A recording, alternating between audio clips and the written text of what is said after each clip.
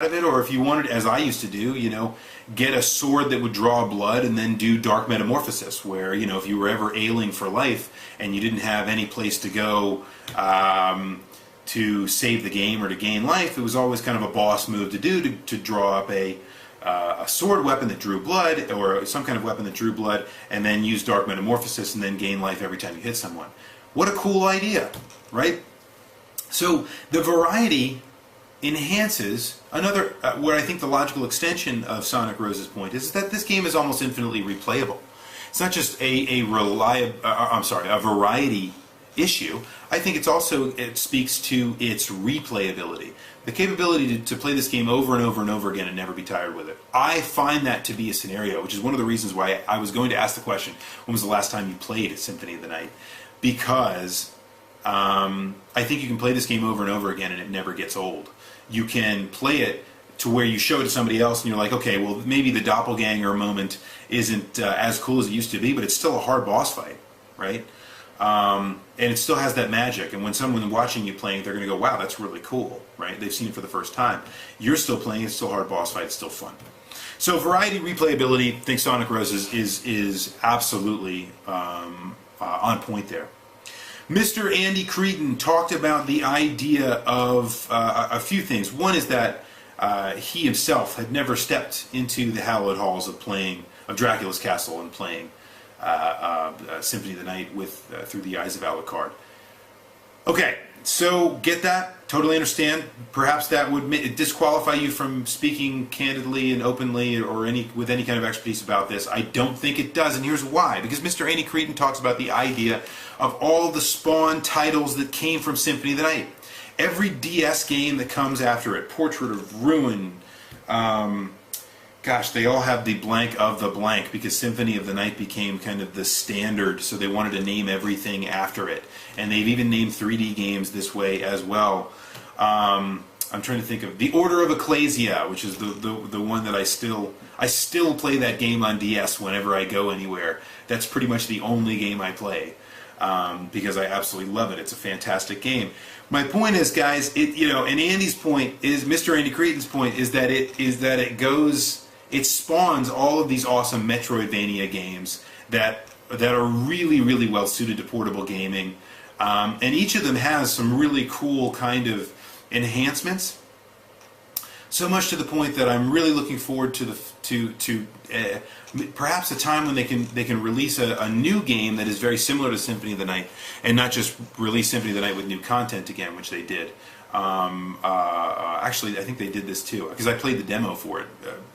So forget that, guys. I apologize. They did this, but I'm looking forward to the ways that they go and enhance these kinds of ideas with new games, and to see those kinds of things come out. Would be things I'd be looking to get into. I'm not so much probably buying Mega Man games anymore, but I would buy new Symphony of the Nights that were on consoles. All right, so point well taken. The other thing Mr. Andy Creedon talked about is, and this is part of his enjoyment of the DS games, are the RPG elements. This actually speaks to the heart of what makes, I think, Castlevania Symphony of the Night so awesome. It has plenty of RPG elements that are fantastic. And I believe, those parts of it really separate it. It's not just a 2D platformer where you jump on things' heads. Now, you can do things like that, but you evolve over time. The more you use a particular skill, the more... I actually don't think it has anything to do with the more you use a skill. I think it actually has to do with level. So at certain levels, you can do certain kinds of things. Those are subtle. Those are nuanced. Those are not things like double jump. Those are things like, for example, doing a kind of a parry, where you can actually back up and block, right? As a kind of reaction defense. Those kinds of things just kind of come as you progress through the level. No one ever announces it. It never kind of flashes up on the screen. You just kind of learn after a while that you have a character that's better. And I think that's one of the coolest ways to do it. It still has all the flashy stuff, where, when you get a particular, and I don't even remember what they were called right now, but you get a particular artifact that would grant you certain kinds of of powers like a double jump, which opened up a whole new, you would be able to go through the entire castle and have a completely new experience with the double jump. You know, I thought that was a great idea, and I thought it was a really, you know, those RPG elements that you're progressing here, that it's not just, you know, you're not just Simon Belmont going through the castle and killing Dracula. This is kind of a character you become invested in and you understand better over time. Even if the acting and voice acting is terrible, which has been well documented on this site and many others, I'll just leave it at that. In any case, you know, I think the RPG elements are what makes this thing so great. Alright, Carrara 2 was not the first person to mention this, but mentioned it as a big part of the argument, and that is that the soundtrack itself, not just the sounds per se, because somebody else I think argued about how great the sounds were, which I couldn't agree with more. I think they're fantastic. But the music in this game is spectacular. It's spectacular, and this might be arguably the music, the only thing about this game that isn't necessarily, I think, able to be decontextualized. There are a lot of very kind of high 90s things that happen in the music, don't get me wrong. You know, there's this kind of very uber Japanese take on heavy metal, which, you know, is cool. It's bitchin'. It's like if, you know, if Dragon Force made a game that only had guitars and you know, things like that. I mean, no vocals, right? It would be Castlevania Symphony of the Night back in that time. But it's also got a lot of synth music. It's also got a lot of classical pieces. It actually has some good Baroque music. I think particularly of the library theme, which is just beautiful. In fact, the intro theme, the theme while you're waiting for the load screens and everything, the menu screens, have this beautiful Baroque choir. You know, in Latin phrases I have yet to see a translation for, although I'm sure that they are probably funny if I go look at them. I doubt they're probably realistic in any way. In any case, I only remember the word Largo, which I know what that means, and I don't even know if they were actually saying that, but I only know that because I happen to know music. In any case, you know, it's not just that the music is great, guys, it's that the music is so eclectic. It's all over the place. This isn't just a style, right? Jeremy Soule does an amazing job of bringing a style to a soundtrack. This is so eclectic. It shows the talents of you know, so many people that put this together to make this music happen. And I think the soundtrack really makes it part of the great experiences. You know, I remember that there absolutely was a time when I had, and I know this probably makes me a tremendous geek, which was going to speak in a minute to our question for next week. But in any case, you know, I used to actually burn those tracks. I would record those tracks and then burn them to CD so I could play them in my car. You know, I mean, you would play those kinds of pieces, and it would be really fun, and you know, you feel like you'd be kind of swept away into that universe.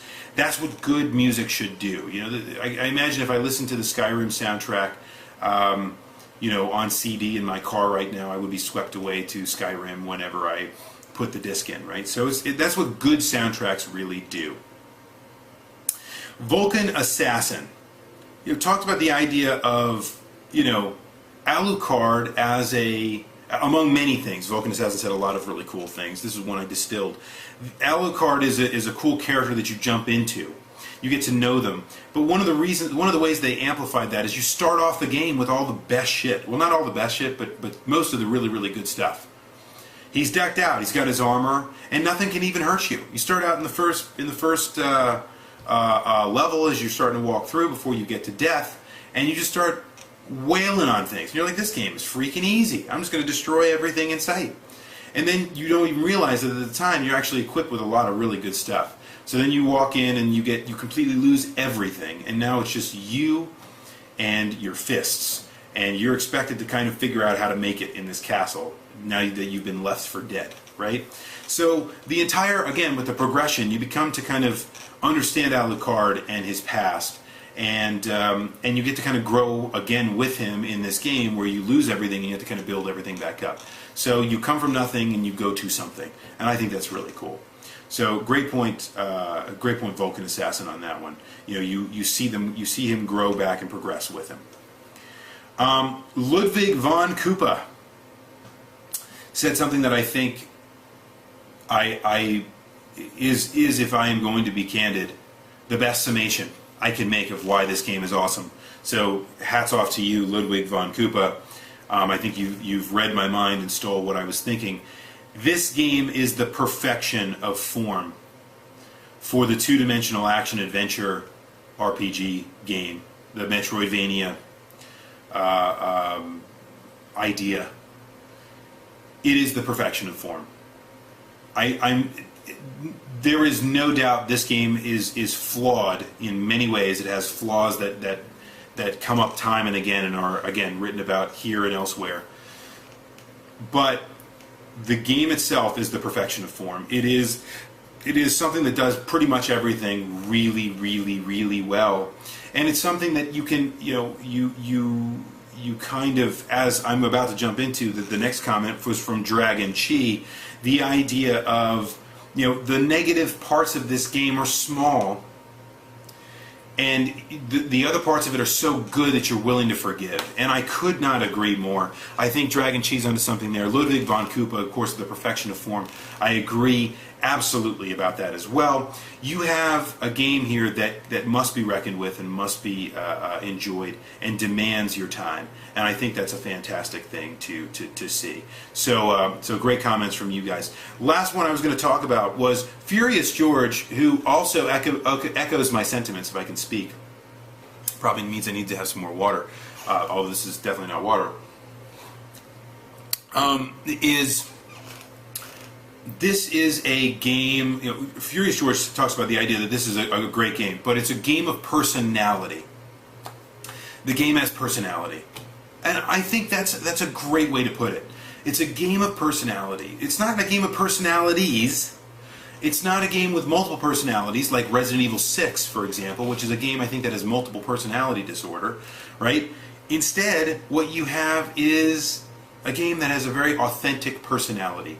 When you step into play Symphony of the Night, you know you're playing Symphony of the Night. It has a unique experience that evolves over time by virtue of playing with it.